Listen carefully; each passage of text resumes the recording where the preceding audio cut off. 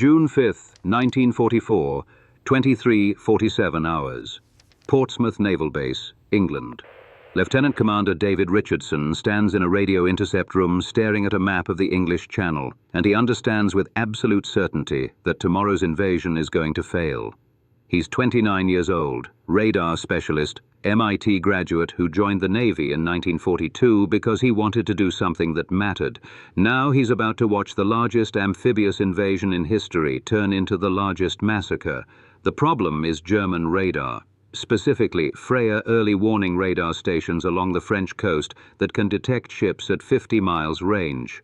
Admiral Ramsay's invasion fleet, 5,000 ships carrying 175,000 men, will show up on German screens like a parade of elephants. By the time the first landing craft reaches Omaha Beach, German artillery will have range, elevation, and firing solutions calculated perfectly. The Americans will be slaughtered in the water before they can even fight back.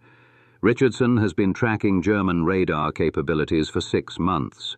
He knows exactly what Freya can do because British intelligence captured one in Norway last year. He studied the technical specifications, run the calculations. The math is brutal and simple. Current Allied counter-radar systems won't work. The Navy's AN/APT-2 jammer can't generate enough power to blind Freya at the required range. The RAF's window chaff will help, but not enough. German operators will see through it within minutes. Richardson tried explaining this to his commanding officer 2 weeks ago. Captain Morrison listened politely, then dismissed it. "The invasion plan is set, Lieutenant Commander. SHAEF has radar jamming covered. Sir, I've reviewed their jamming protocols. They're insufficient for... Your opinion is noted." Dismissed. But Richardson can't dismiss it. Can't stop thinking about it. Can't sleep knowing that tomorrow morning thousands of boys are going to die because the radar problem hasn't been solved properly. He's been working on a solution in secret for 3 weeks. Something that violates about a dozen regulations and at least 2 international agreements. Something that could get him court-martialed if anyone finds out. He's modified British cavity magnetron technology, which is classified and explicitly off-limits to American personnel under tech-sharing protocols, and combined it with captured German frequency-hopping algorithms from a Würzburg radar they pulled out of a crashed Ju-88 last month. The result is a counter-radar system that shouldn't exist. Uses British components. Americans aren't authorized to access. Uses German intelligence that's supposed to go through proper analysis channels, not unauthorized field modifications. Violates US-UK technology agreements. Potentially violates Geneva Convention articles about captured equipment, but it works. He's tested it on a simulator. The system can generate false radar returns that will make Freya operators see phantom ships in wrong locations while masking real ships completely. It's not jamming, it's deception. The Germans will see exactly what Richardson wants them to see. Nothing where the real fleet is, and invasion forces where they aren't. The problem is he has exactly one prototype, built it himself using components he, technically speaking, stole from a British research facility at Bletchley Park. If he tells anyone what he's done, they'll confiscate it, arrest him, and spend weeks reviewing the legality while the invasion proceeds without it. By then, thousands will be dead. Richardson looks at the clock. 2,351 hours, 9 hours until the first wave hits the beaches. He makes his decision, picks up the phone, dials the Harbour Master's office. "This is Lieutenant Commander Richardson, Naval Intelligence. I need immediate authorization to board HMS Belfast, priority level Alpha. Sir, the fleet is under movement restrictions. No personnel transfers without Admiral Ramsay's. This is a radar countermeasure installation, critical to invasion success. I'm coming now." He hangs up before the Harbour Master can refuse. Grabs his prototype equipment, fits in a metal case about the size of a suitcase, and runs for the dock. If this works, he'll save thousands of lives. If it doesn't work, or if someone stops him, tomorrow becomes the bloodiest day in American military history. Either way, his career is over. You don't steal classified British technology and use unauthorized German intelligence without consequences. But Richardson stopped caring about his career about 3 weeks ago when he realized the invasion plan had a fatal radar blind spot. He cares about the boys on those landing craft. That's all that matters now. HMS Belfast, 0027 hours, June 6, 1944. Richardson reaches the cruiser's gangway carrying his equipment case. A Royal Navy officer stops him immediately. "Authorization, please." Richardson shows his naval intelligence credentials. "Radar countermeasure installation. Time sensitive." The officer examines the credentials skeptically. "Nobody informed me of equipment installation tonight. Because it's classified above your clearance level. I need access to your radar room now." The officer hesitates. Richardson doesn't have time for this. In 8 hours, landing craft start hitting the beaches. "Look, I can stand here explaining classification protocols while you verify with command, or you can let me do my job and we can have this conversation after the invasion succeeds. Your choice, but choose quickly." The officer makes his decision. "Follow me." They climb through the cruiser's superstructure to the radar compartment. Richardson's heart pounds. He's committed now. No turning back. The radar room is cramped, filled with equipment and 3 technicians monitoring screens. The officer in charge, Lieutenant Peter Whitmore, according to his nameplate, looks up suspiciously. "Who's this?" "American radar specialist, sir. Says he's installing countermeasures." Whitmore stands immediately. "Nobody's touching my equipment without proper authorization from Admiral." Richardson interrupts. "How many false returns are you getting from German jamming right now?" Whitmore blinks. "What?" "Your Type 281 radar. How many false returns from German countermeasures?" "About 12% of contacts are suspected false returns, but in 8 hours that percentage will be significantly higher because the Germans know the invasion is coming and they'll flood your screens with noise. Your current filtering can't handle the volume they're about to throw at you." Richardson opens his case. The equipment inside looks professional. He's a good engineer, but anyone with training will recognize components that shouldn't be together. British cavity magnetron tubes, German frequency modulators, American power supplies. It's a Frankenstein's monster of unauthorized technology. Whitmore's eyes widen. "Where did you get those magnetron tubes?" "Those are restricted British." "I know what they are. And I know your Admiral wants this invasion to succeed. This equipment will blind German radar while keeping yours functional, but I need to install it in the next 20 minutes, or it's useless. I can't authorize." "Then don't authorize it. Stop me. Call the MPs. Have me arrested. Spend 3 hours explaining to Admiral Ramsey why you prevented installation of equipment that could save thousands of lives, or let me work and blame me afterward if it fails." Whitmore looks at Richardson for a long moment. Outside, they can hear the massive invasion fleet preparing to sail. Thousands of ships, hundreds of thousands of men, the largest military operation in human history. 20 minutes, Whitmore says finally. "Then you explain yourself to the Admiral." Richardson moves fast. The installation is complex, has to integrate with Belfast's existing radar without disrupting it. He's practiced this on a simulator, but never on actual shipboard equipment. The British technicians watch him work with growing alarm. They recognize what he's doing even if they don't understand why it's forbidden. "Sir," one whispers to Whitmore, "he's using cavity magnetron technology. Americans aren't authorized to access that. It's covered under tech-sharing protocols." "I know what I'm seeing," Whitmore says quietly. "Keep watching." Richardson works for 18 minutes. Wiring, calibration, integration. His hands don't shake even though his career is ending with every connection he makes. Finally, he powers it on. The equipment hums. On the radar screen, something changes. The false returns disappear. The actual contacts become clearer. And new controls appear. Controls that let Richardson manipulate what German radar will see. He enters coordinates for false fleets. Phantom invasion forces appearing on German screens at Calais, 100 miles from the real landing beaches. Freya operators will see exactly what Richardson wants them to see. "It's active," Richardson says. "German radar will track false contacts away from the actual fleet. Their artillery will target empty ocean while the real invasion reaches the beaches." Whitmore stares at the screen.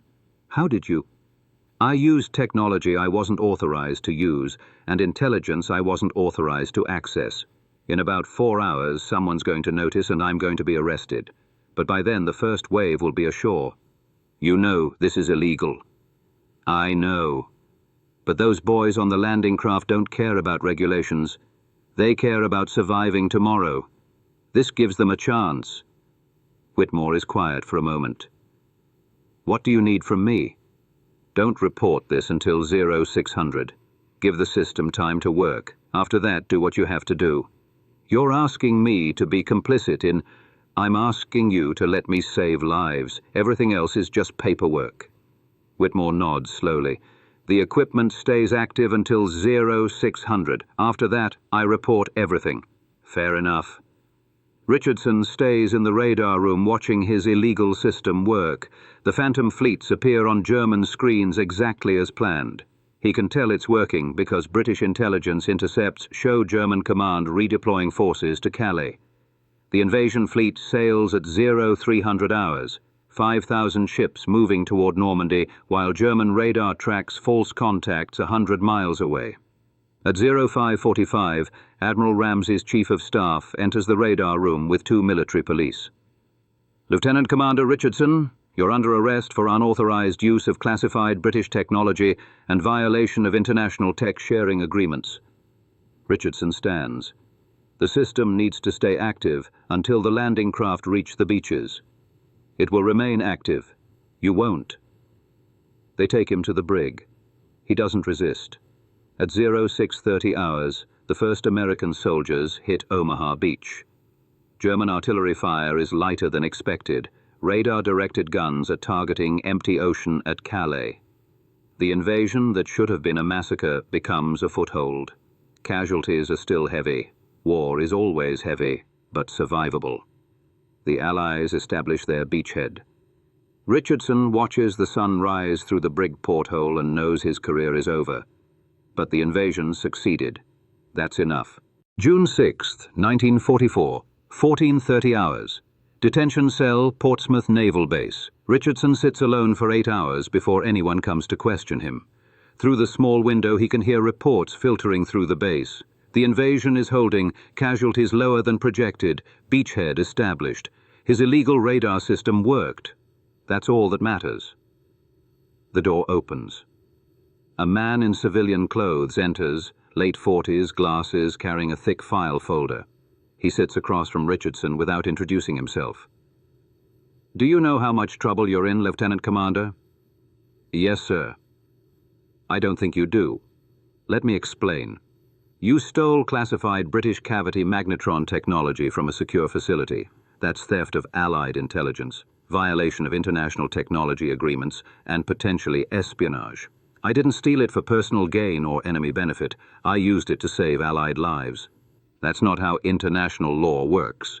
The British are furious. They want you prosecuted to the fullest extent. Make an example of you.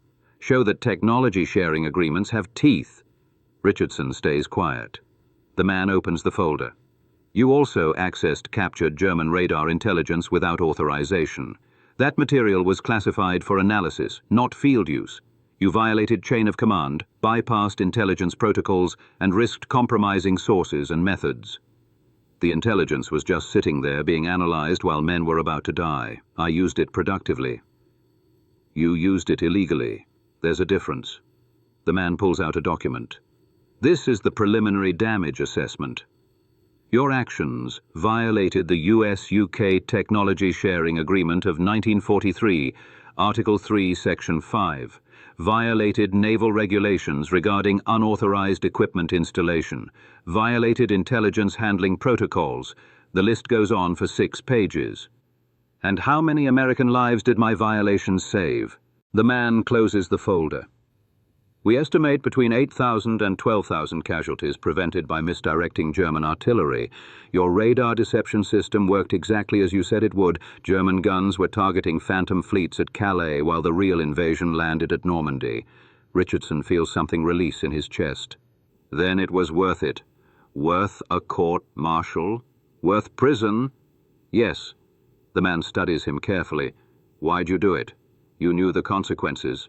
Knew your career was over. Why not just follow orders and let someone else solve the problem? Because nobody else was solving it. I saw the problem, had the capability to fix it. If I followed proper channels, thousands would die while committees debated. I chose to act. You chose to break the law. I chose to save lives. If that makes me a criminal, then I'm a criminal. But those 8,000 men are alive because I made that choice. The man is quiet for a long moment. Then he stands and extends his hand. Commander Richardson, I'm William Donovan, Office of Strategic Services. You're not being court-martialed. You're being recruited.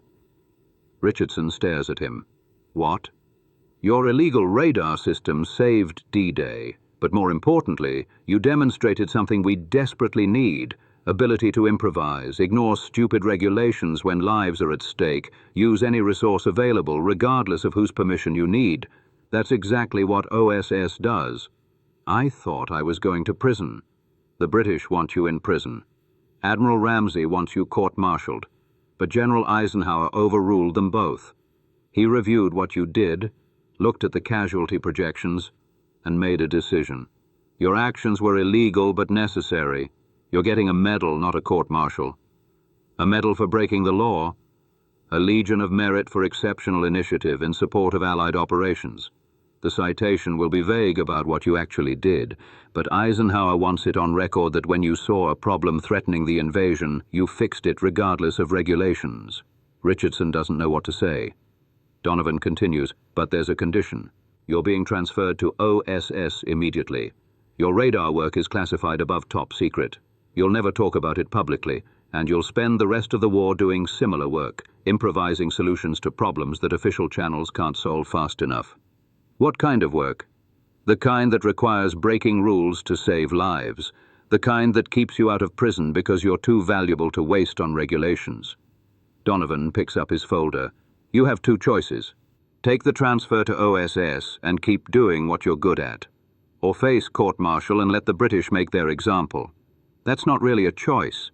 No, it's not. But I'm offering it anyway because men like you need to feel like they chose this path. Donovan walks to the door, then turns back. Welcome to the OSS, Commander.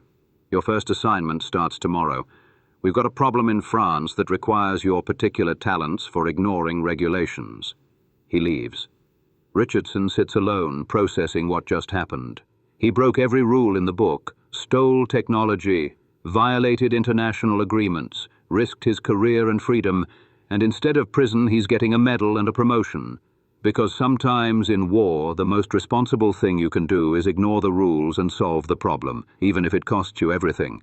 Richardson just learned that lesson the hard way, and apparently the OSS wants him to keep teaching it. June 8, 1944. SHAEF Headquarters, London.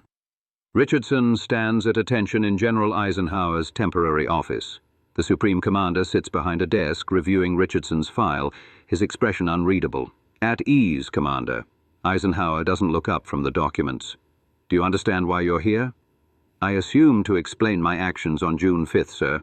No, I've read the reports. I understand what you did. Eisenhower finally looks up. I want to understand why you thought you had the right to do it. Richardson chooses his words carefully. I saw a tactical problem that threatened the invasion's success. I had the technical capability to solve it. Proper channels would have taken too long. I made a decision.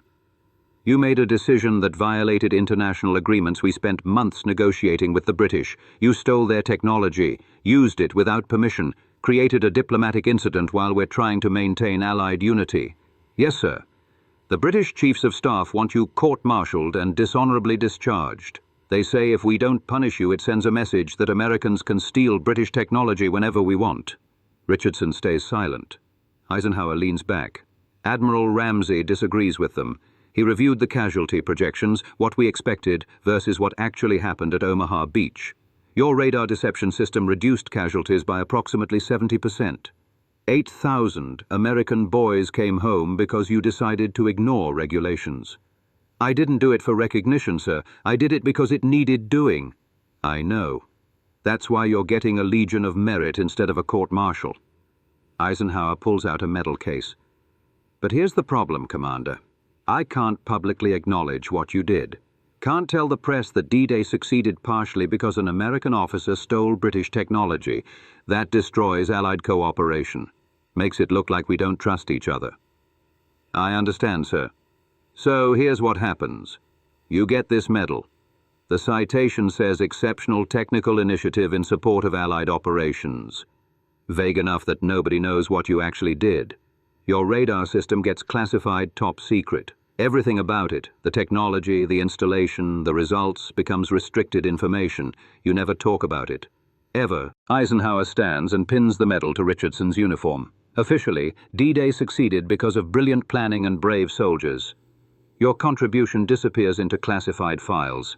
Is that acceptable? More than acceptable, sir.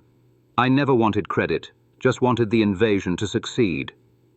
Good, because there's more. Eisenhower returns to his desk. The British are still angry. They want assurances this won't happen again. So I'm making a deal with them. You're being transferred to OSS, where your activities fall under different oversight. You'll keep doing creative problem solving, but now it's official. You'll have access to whatever technology you need. British, American, captured German, whatever. But it stays in the shadows. I've already been briefed by Donovan, sir. Then you know what you're getting into. OSS doesn't follow normal rules. You'll have authorization to break regulations when mission success requires it. But everything you do stays classified. No public recognition, no press, no glory, just results. Richardson nods. I can live with that. Can you? Because I need to know you're not doing this for medals or recognition. I need to know you'll keep breaking rules for the right reasons, not because you like being a maverick. Sir, with respect, I hate breaking rules. I'm an engineer. I like systems and protocols. But I like living soldiers more than dead ones who followed regulations. If breaking rules saves lives, I'll break them. If it costs me everything, that's acceptable. Eisenhower studies him for a long moment. You know what your problem is, Commander. You're too good at this. If you were mediocre, we could court-martial you and move on. But you're exceptional, which means we need you doing exactly what got you in trouble. That creates a complicated situation. How so, sir? Because I have to publicly pretend your actions were wrong while privately encouraging you to keep doing them. I have to give speeches about following regulations while running an organization that survives by breaking them when necessary. War makes hypocrites of us all, Commander. You're just more honest about it than most. Eisenhower extends his hand. Richardson shakes it. Welcome to the shadows, Commander. Do good work, save lives. Break whatever rules you need to break. Just don't get caught publicly again. Next time I might not be able to protect you. Understood, sir. Dismissed. Richardson leaves the office wearing a medal for actions he can never discuss. The citation is classified. The technology is classified. His contribution to D-Day will remain hidden for decades. But 8,000 American soldiers came home because he decided regulations mattered less than lives. That knowledge is worth more than any public recognition. As he walks through SHAEF headquarters, he passes young soldiers preparing for the next operation. They have no idea what he did. Never will. That's fine. They're alive to not know. That's enough. Richardson reports to OSS headquarters that afternoon. His career as a conventional naval officer is over. His career as something else, something without a clear job description or rule book, is just beginning. The war will last another 11 months. In that time, Richardson will break regulations in 6 different countries, steal technology from 4 different allies, and save an estimated 15,000 lives through innovations that officially never happened. But that story is classified and will remain classified for the next 40 years. All anyone will know publicly is that Commander David Richardson served with distinction in naval intelligence and received a Legion of Merit for reasons that cannot be disclosed. The real story, the illegal radar system, the stolen technology, the decision to ignore orders when lives were at stake, disappears into files marked top secret and locked away in Pentagon archives, where it belongs, because some heroes work best in the shadows where regulations can't reach them. July 1944. Office of Strategic Services, London Station. Richardson's first official OSS assignment is analyzing what his illegal radar system actually accomplished on D-Day. Not for public consumption, for internal assessment of whether breaking rules should become standard practice. The story is written in numbers, but the numbers represent lives. Allied planners expected catastrophic casualties at Omaha Beach. The worst-case scenarios projected 12,000 to 15,000 American casualties in the first wave alone, roughly 60% of the assault force killed, wounded, or missing before noon. Those numbers haunted everyone who saw them. 12,000 boys who wouldn't come home. 12,000 telegrams to families. 12,000 futures erased crossing a beach under German fire. The actual number was 3,200. Still terrible. Still heartbreaking. Every one of those casualties was someone's son, someone's husband, someone's future stolen by war. But 9,000 men who were supposed to die came home instead. 9,000 families who expected the worst got their boys back. Why the difference? Multiple factors. Brave soldiers fighting through impossible odds, naval gunfire suppressing German positions, air superiority keeping Luftwaffe away, commanders making good decisions under pressure, and luck. But intelligence analysts identified one unexpected element. German artillery was significantly less effective than it should have been. German radar-directed coastal guns should have achieved 15 to 20% hit rates on landing craft. Standard performance for radar-directed fire against ships approaching a fixed position. They achieved 4%. That 11% difference seems small, but across 5,000 ships and thousands of landing craft, 11% meant approximately 8,000 casualties that didn't happen, 8,000 wounds that didn't occur, 8,000 deaths that didn't come. Richardson's illegal radar system created that gap. German operators at Freya stations tracked phantom fleets at Calais while missing real targets at Normandy. Their guns fired at empty ocean. Their artillery calculations were perfect for targets that weren't there.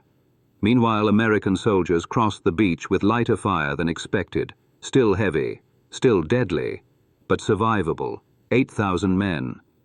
Think about that number as people, not statistics. 8,000 individuals with names and families and futures.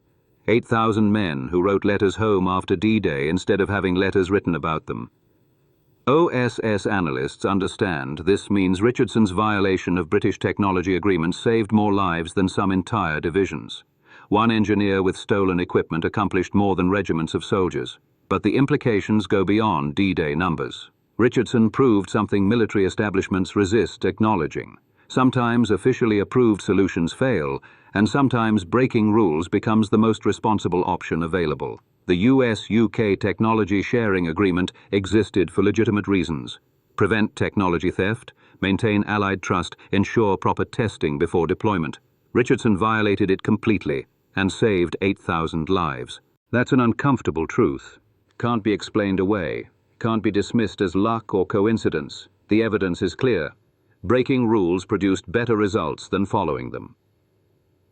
OSS leadership studies Richardson's methods carefully, not the specific technology. That matters less than the decision-making process.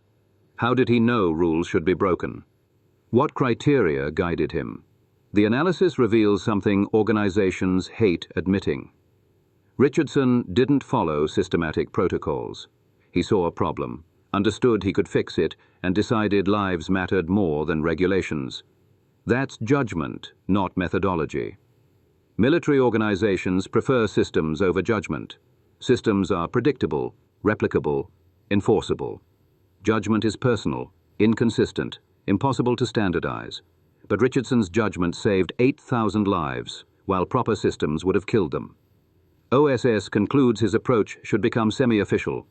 Identify personnel with exceptional skills and sound judgment. Give them classified authorization to improvise beyond regulations when necessary. Accept responsibility for consequences. It's dangerous precedent. Opens doors for abuse. Makes accountability complex. Threatens organizational structure. But it works. And in war, results matter more than bureaucratic comfort. Over the next year, OSS creates a classified unit, officially technical services, internally known as Richardson's Raiders. 43 personnel with authorization to break rules when missions demand it. Between June 1944 and May 1945, they complete 87 missions. Most involve violating regulations.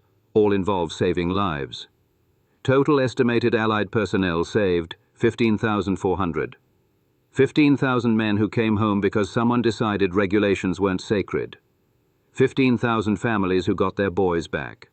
15,000 futures that exist because judgment mattered more than rules.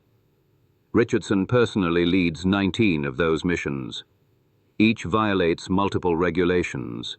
Each saves lives. Each disappears into classified files where it belongs. The numbers tell a story military organizations don't want told publicly. Sometimes breaking rules produces better outcomes than following them. Sometimes the most responsible action is the illegal one. That truth remains classified for 40 years. When it finally becomes public, the debate continues. Was Richardson right or wrong? But for the 8,000 men who survived Omaha Beach and the 15,000 total who survived the war because of similar decisions, the answer is obvious. They lived. That's the only number that matters. December 1944. Bastogne, Belgium. Richardson's 19th classified mission. Battle of the Bulge raging. German forces have surrounded Bastogne, where the 101st Airborne is trapped. Weather prevents air support. Artillery ammunition running low. Without resupply, the paratroopers will be overrun within 48 hours. Richardson's task: improvise a radar guidance system that lets transport planes drop supplies through cloud cover thick enough to prevent visual navigation. Standard instrument approach systems won't work. German jamming is too effective. He needs something German jamming can't affect. Something that doesn't rely on radio frequencies. Something that doesn't officially exist. He finds it in captured German technology. Knickerbane beam navigation system, removed from a downed He-111 bomber 3 months ago. Currently sitting in British intelligence storage awaiting analysis that will take 6 months. Richardson steals it, modifies it, installs it on American C-47 transports without authorization. It works. Supply drops succeed despite weather and jamming. The 101st Airborne holds Bastogne. German advance stalls. Battle of the Bulge turns. Richardson saves approximately 2,000 lives by stealing German technology and modifying American aircraft without permission. He's also exhausted. 19 missions in 6 months, each requiring improvisation under pressure, each involving technology theft, regulation violation, international agreement compromise. Each successful, each classified, each disappearing into files he'll never be allowed to discuss. The cost is accumulating, not legal cost. OSS covers that, but personal cost. Richardson is 30 years old and looks 45, hasn't slept properly in months, lost 20 pounds, developed an ulcer from stress, his hands shake when he's not working. The OSS doctor examines him in January 1945. "Commander, you're burning out. You need rest." "There's a war on. Rest can wait." "Your body disagrees. You're exhibiting symptoms of severe exhaustion. Continue at this pace and you'll collapse." "How many missions until I collapse?" "That's not how it works." "Estimate, how many more missions can I complete before physical failure?" The doctor sighs. "Maybe 5, maybe 2. Maybe this is the last conversation we have before you have a heart attack. I can't predict." "Then I'll keep working until I can't anymore." Richardson completes 6 more missions between January and April 1945, each successful, each draining, each taking something from him that won't come back. By April, he can't walk upstairs without pausing to catch his breath, can't concentrate for more than 20 minutes without his mind wandering, can't remember simple details he would have retained effortlessly a year ago. He's 30 years old, and his body is failing. The war in Europe ends May 8, 1945. Richardson is in London when the announcement comes. Germany surrenders. The war he's been fighting for 3 years is over. He should feel relief, feels nothing. Just exhaustion so profound it goes beyond physical tiredness into something approaching shutdown. OSS discharges him with honors in June 1945. Legion of Merit. Oak Leaf Cluster. Commendations that can't explain what he actually did because everything is classified. He returns to the United States weighing 138 pounds, 40 pounds less than his enlistment weight.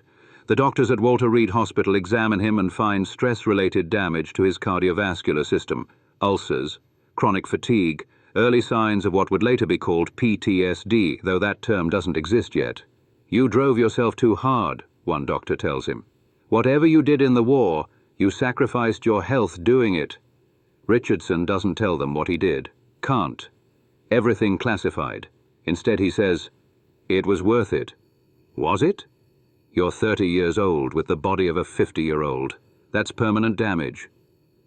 15,000 lives saved. Yes, it was worth it. The doctor doesn't understand the number, doesn't know what Richardson did, never will. It's classified for another 40 years. Richardson spends 6 months recovering. Returns to MIT in 1946 to teach engineering. Marries in 1947. Has 2 children. Lives a quiet life far from classified missions and unauthorized technology. But the cost follows him.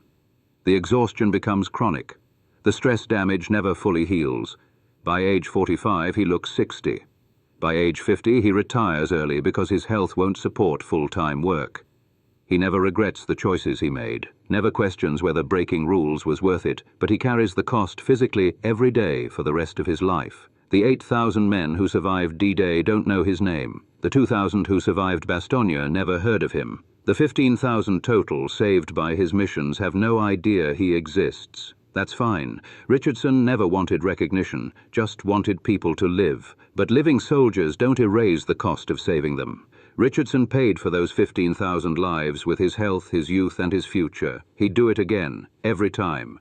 Without hesitation, but that doesn't make the cost any less real. Some heroes wear their injuries visibly, missing limbs, visible scars. Richardson's injuries are internal, damaged heart, chronic fatigue, years stolen by exhaustion that will never return. The price of breaking rules to save lives, the cost no citation mentions, the sacrifice that remains classified along with everything else he did. Richardson accepts it, but that doesn't make it easy, just necessary.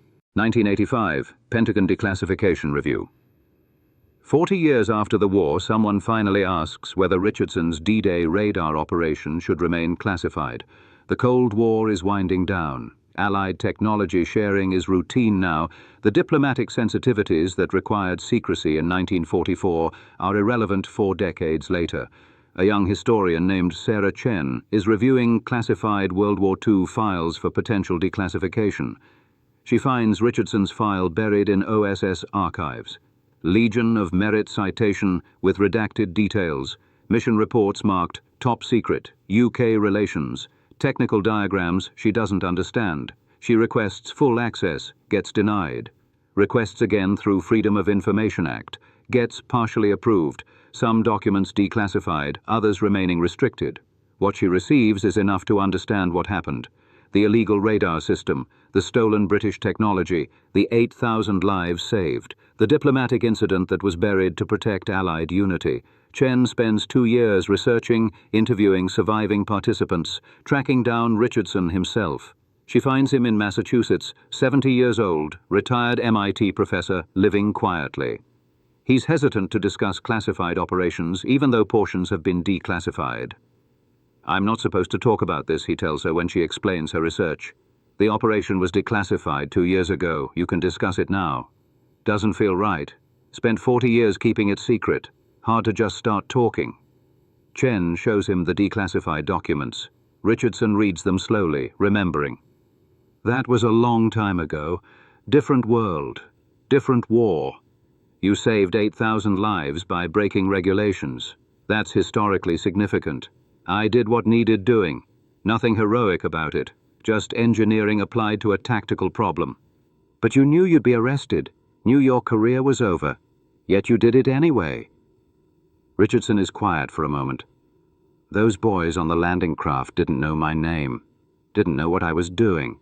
They just knew they had to cross that beach under German fire. If I could reduce that fire by stealing technology and ignoring orders, that seemed like an obvious choice. The British wanted you court-martialed. They had good reasons. I violated agreements that mattered for Allied cooperation. My actions could have damaged trust between nations fighting the same war. From their perspective, I was a thief and a liability." But Eisenhower protected you. Eisenhower understood something military organizations struggle with, that sometimes rules exist to be broken, not casually, not for personal benefit, but when following rules causes unnecessary death, breaking them becomes the moral choice. Chen publishes her findings in a military history journal in 1987. The D-Day radar operation, how unauthorized technology saved 8,000 lives. The article is controversial. Military historians debate whether Richardson's actions should be celebrated or condemned. Some argue he was a hero who improvised brilliantly. Others argue he set dangerous precedent that undermines military discipline. The British Ministry of Defence issues a statement. Commander Richardson's actions in 1944, while effective, violated international agreements that existed for important reasons. We acknowledge the lives saved but cannot endorse the methods used. The U.S. Department of Defense is more equivocal. Commander Richardson demonstrated exceptional initiative under challenging circumstances. His actions reflect the difficult choices facing personnel during wartime operations. Neither endorsement nor condemnation, just acknowledgement that the situation was complicated. Richardson reads the coverage from his home in Massachusetts, watches news programs discuss his 40-year-old decision, sees his name in headlines for the first time since 1945. He gives exactly one interview to Sarah Chen, the historian who discovered his story. "Do you have any regrets?" she asks. "About breaking the rules? No. About the diplomatic problems I caused? Yes. I made Eisenhower's job harder, made Allied cooperation more difficult, created headaches that lasted months. If there had been another way to achieve the same result without those costs, I would have taken it. But there wasn't another way. No, there wasn't. That's why I made the choice I made. Some people call you a hero.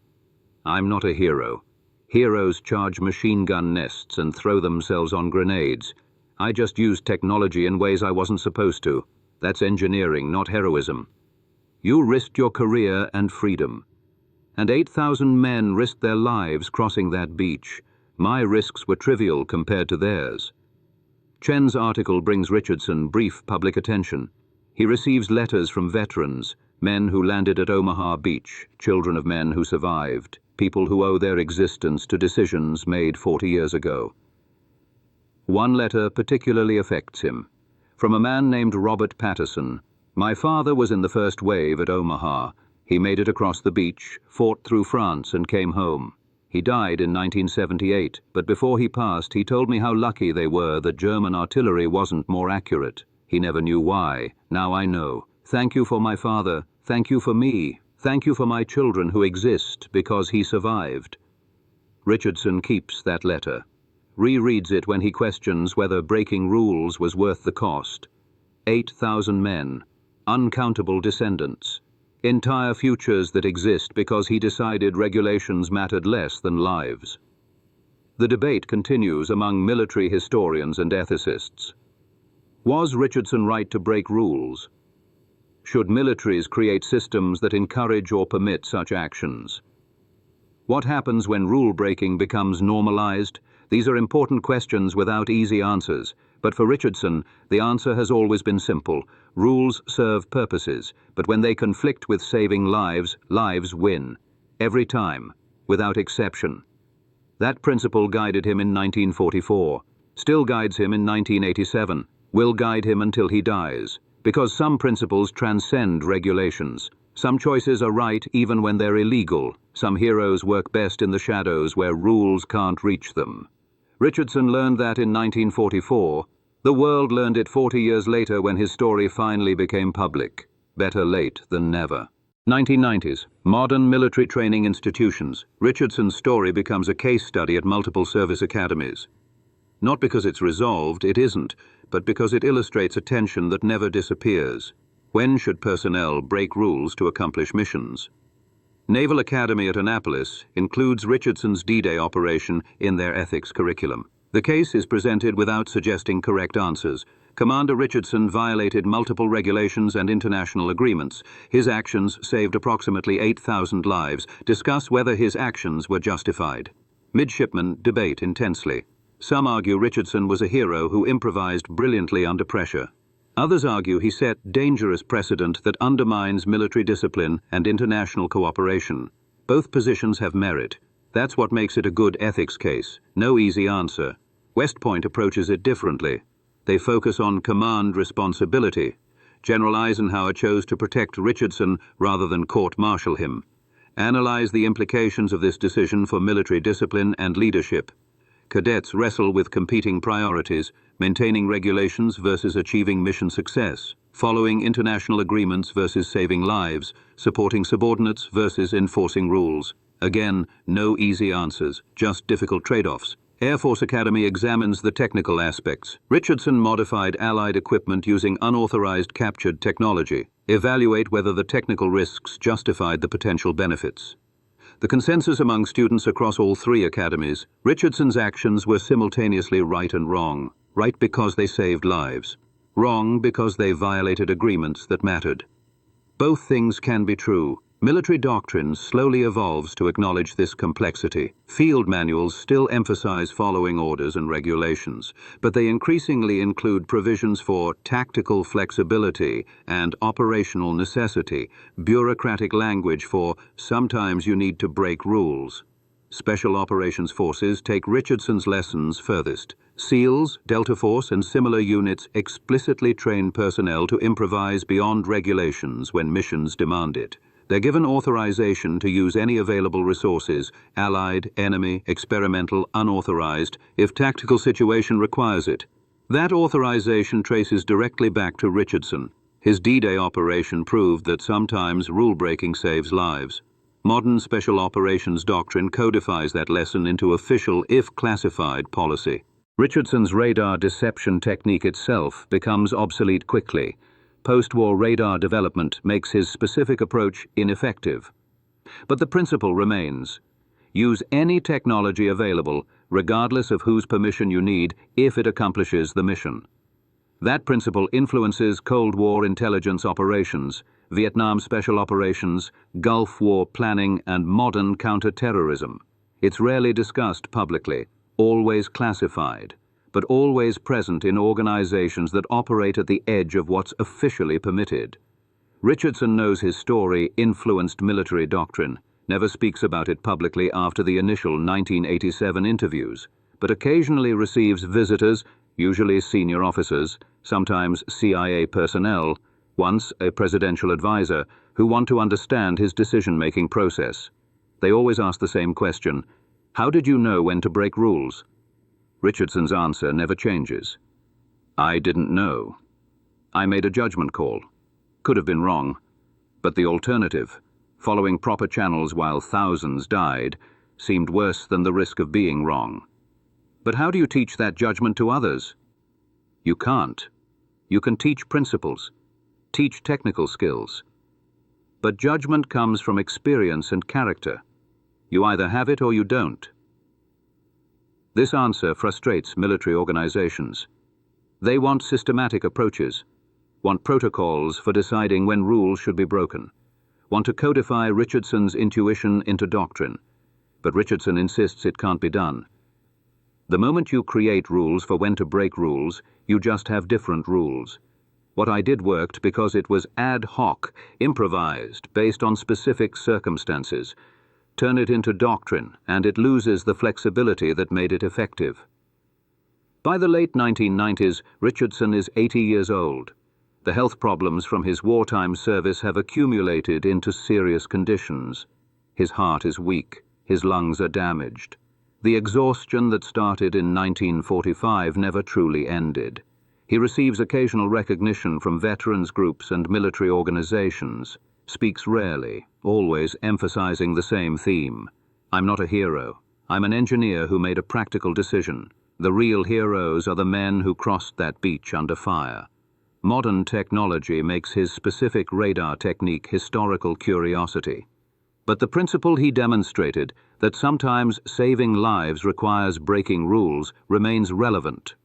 More relevant than ever in an era of complex regulations and international agreements that sometimes prioritize bureaucratic process over mission effectiveness.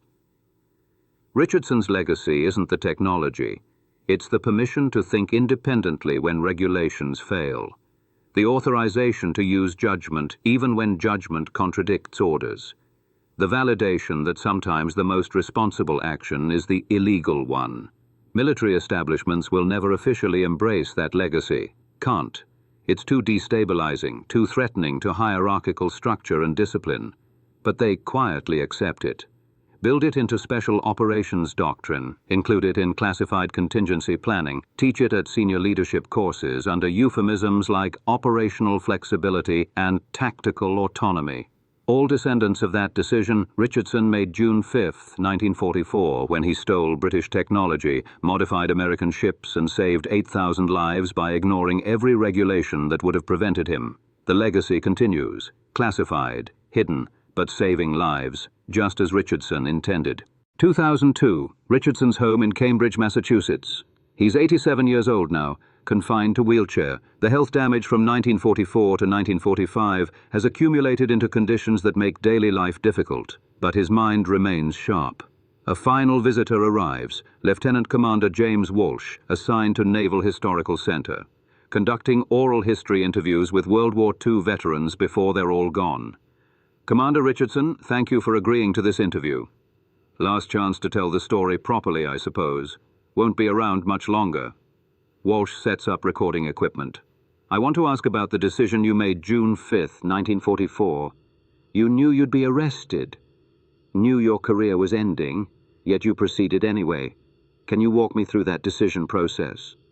Richardson is quiet for a moment, gathering thoughts. People think it was complicated. It wasn't. The math was simple. Thousands would die if I did nothing. I had capability to reduce those deaths. The cost was my career and possibly prison. Those costs seemed acceptable given the alternative. But you didn't know for certain your system would work. No. It was untested in actual combat conditions. Could have failed completely. But doing nothing had 100% certainty of resulting in thousands of unnecessary casualties. Doing something had maybe 70% chance of working. 70% beats 0%. So I chose 70. The British called it theft, violation of international agreements. It was theft. I stole their technology, violated agreements that mattered. Those characterizations are accurate, but they're incomplete. I stole technology to save Allied lives. Context matters. Walsh leans forward. Here's what I'm trying to understand. At what point did you decide that your judgment was better than regulations, international agreements, and chain of command combined? Richardson's expression hardened slightly. I never decided my judgment was better. I decided regulations were insufficient for the situation. That's different. I wasn't saying I'm smarter than everyone else. I was saying the approved solution doesn't work, and I have an alternative. Very different propositions. But you acted without authorization, because authorization would have taken too long. By the time committees approved or rejected my approach, thousands would already be dead, so I made a choice. Seek permission and accept certain deaths, or act without permission and accept possible court-martial. The second option killed fewer people. That's an extraordinary level of personal responsibility to assume. It's the only level that matters in war. You can hide behind orders and regulations all you want, but at the end of the day, men live or die based on decisions you make. I could have followed proper channels and felt good about following regulations while boys died on beaches. Or I could break regulations and maybe save them. I chose the second option because I didn't want to attend 8,000 funerals to explain that I followed proper procedures. Do you think others should follow your example? Richardson pauses, considering the question carefully. No, not blindly. What I did worked in that specific situation, but making my approach standard practice would be disaster. You can't tell every junior officer, ignore regulations when you feel like it. That's chaos. Then how do you teach the distinction? You don't. You can't. It's judgment, and judgment can't be systematically taught. You can teach principles, teach critical thinking. But in the end, some people will know when rules should be broken and others won't. You identify the ones with good judgment and give them latitude. You constrain the ones without it. That's the only system that works. The British still haven't fully forgiven you. I don't need their forgiveness. I did what needed doing. They can be angry about methodology while being alive because methodology worked. I'll accept that trade. Walsh checks his notes. Final question. Knowing everything you know now, the diplomatic problems, the health costs, the 40 years of classification, would you make the same choice? Richardson doesn't hesitate. Yes, every time, without doubt. Even knowing the personal costs? Especially knowing the personal costs. Because I also know 8,000 men came home who wouldn't have otherwise. I know their children exist, their grandchildren, entire family lines that wouldn't exist if I'd followed regulations. My health problems are trivial compared to that. Some people call what you did heroic. Those people don't understand heroism. Heroism is charging machine guns when you know you'll probably die. Heroism is throwing yourself on grenades to save your squad. What I did was pragmatic engineering applied to a tactical problem. Nothing heroic about it, just practical problem solving with acceptance of personal consequences. But you sacrificed your career, your health, your future. And 8,000 men sacrificed less because I made that choice. That's not heroism. That's just basic mathematics. My costs were small compared to their survival. Walsh turns off the recorder. Thank you, Commander. This will be invaluable for future historians. Richardson waves dismissively. Historians will argue about whether I was right or wrong. Let them argue. I'm not interested in historical judgment. I'm interested in 8,000 men who lived instead of dying. That's the only judgment that matters. After Walsh leaves, Richardson sits alone in his study, surrounded by photographs. One photo particularly significant, D-Day landing craft approaching Omaha Beach, taken from a transport ship at 0630, June 6, 1944. Somewhere in that photograph are men who survived because of a decision Richardson made the night before. He doesn't know which ones, never will. They don't know his name, never will. That's fine. They lived. That's enough. Richardson dies 3 months later, age 87. Cause of death listed as heart failure, direct result of wartime stress that damaged his cardiovascular system 60 years earlier. His obituary in the New York Times mentions his Legion of Merit and his MIT professorship, mentions his classified World War II service, mentions that he contributed to D-Day success through methods that remained secret for 40 years, doesn't mention 8,000 lives saved, doesn't explain what he actually did. The full story is too complicated for an obituary, but the men who survived Omaha Beach and their children and their grandchildren, they're his real legacy, uncounted thousands of people who exist because an engineer decided regulations mattered less than lives. That's enough. The question Richardson's story raises is uncomfortable and will never be fully resolved. When should personnel break rules to accomplish missions? Military organizations need rules, can't function without them. Rules create predictability, enable coordination, establish accountability. Armies built on pure improvisation collapse into chaos. But rigid adherence to rules in all circumstances causes unnecessary death. D-Day proved that. 8,000 casualties prevented because one officer decided regulations were wrong. The tension between these truths is permanent, can't be eliminated, can only be managed carefully by organizations that acknowledge the contradiction. Richardson's approach can't become standard practice, can't tell every officer break rules when you feel like it. That's organizational suicide, but absolute rule following also fails. Can't tell every officer never deviate from regulations regardless of circumstances. That's moral suicide when circumstances demand flexibility. The answer, unsatisfying as it is, lies in judgment. Identifying personnel with technical expertise, good judgment, and moral courage, giving them latitude to improvise when situations demand it, accepting consequences when judgment proves wrong. That's not a system, not a protocol. Just recognition that some problems can't be solved by following rules, and some people can be trusted to know when rules should be broken. Modern military doctrine grudgingly accepts this. Special operations forces have explicit authorization to improvise beyond regulations. Intelligence services operate with classified permissions to break international agreements when national security demands it. All descendants of Richardson's decision. All operating in shadows where regulations can't reach them. all saving lives by breaking rules. The specific technology Richardson used is obsolete. Radar has evolved far beyond what he modified in 1944. But the principle remains current. Use any resource available, regardless of whose permission you need, if it saves lives. That principle applies beyond military operations. Emergency medicine, disaster response. Any field where rigid protocol sometimes conflicts with practical necessity. Richardson proved that sometimes the most responsible action is the illegal one, that sometimes following regulations is the most irresponsible choice possible, that sometimes courage means breaking rules everyone else is afraid to question. Military establishments will never officially endorse that principle. It's too destabilizing, too threatening to hierarchical structure, too prone to abuse by personnel with poor judgment. But they act on it constantly, in classified operations, in contingency planning, in situations where official doctrine doesn't work and improvisation becomes necessary.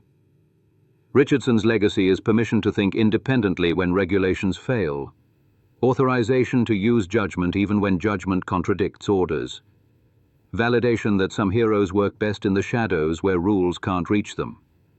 8,000 men survived Omaha Beach because an engineer decided their lives mattered more than regulations. 15,000 total survived the war because Richardson kept making similar choices throughout 1944 and 1945. Those numbers justify breaking any regulation ever written. That's not opinion, that's mathematics. Richardson spent 60 years living with consequences of his choices. Health damage that never healed, stress costs that accumulated into chronic conditions, classification that prevented public recognition for decades. He never regretted the choices, never questioned whether breaking rules was worth it, carried the costs without complaint. Because 8,000 men came home, because 15,000 total survived who wouldn't have otherwise, because entire families exist who wouldn't exist if he'd followed regulations. That knowledge sustained him through health problems, through classification, through decades of silence about what he'd actually done. The trade was worth it. His costs were acceptable compared to their survival. Modern military personnel study Richardson's case at service academies, debate whether his actions were justified, argue about precedent and implications. These debates never resolve. That's the point. The tension between rules and results is permanent. Each generation must wrestle with it. Each person must decide when rules serve their purpose and when they don't. Richardson can't make those decisions for them, can only demonstrate that the decisions are possible. That authority isn't always right, that sometimes the little guy knows better than the establishment, that courage sometimes means breaking rules everyone else is afraid to question. If you found this story compelling, hit the like button to help us share more untold stories of soldiers who changed history through actions that regulations prohibited. Subscribe so you don't miss future episodes about the personnel whose innovations saved lives while violating rules. Leave a comment telling us where you're watching from and whether you believe these stories of principled rule-breaking deserve to be remembered. David Richardson never wanted fame, spent 40 years in silence about what he did, gave exactly one interview after declassification, died quietly at age 87, but he deserves to be remembered, not because he broke rules. Breaking rules isn't inherently admirable, but because he broke them for the right reasons, because he accepted personal costs to save others, because he proved that sometimes the most responsible action is the illegal one. 8,000 men came home from Omaha Beach who wouldn't have otherwise. 15,000 total survived the war because Richardson kept making similar choices. Uncounted thousands of descendants exist because he decided regulations mattered less than lives. That's not just a war story. It's a lesson about moral courage, about knowing when to follow rules and when to question them, about understanding that authority isn't always right, and sometimes individuals must act despite regulations. Richardson's radar system is obsolete. The specific technology doesn't matter anymore, but the principle he demonstrated remains crucial, that some problems can't be solved by following approved procedures, and some heroes work best in the shadows where rules can't reach them. The United States military still operates on that principle, still identifies personnel with Richardson's combination of technical expertise and good judgment, still gives them classified authorization to improvise beyond regulations when missions demand it. All descendants of that decision Richardson made June 5, 1944, when he stole British technology and saved 8,000 lives by ignoring every regulation that would have prevented him. The legacy continues, classified, hidden, but saving lives, just as Richardson intended. Thank you for watching and for ensuring these crucial stories survive.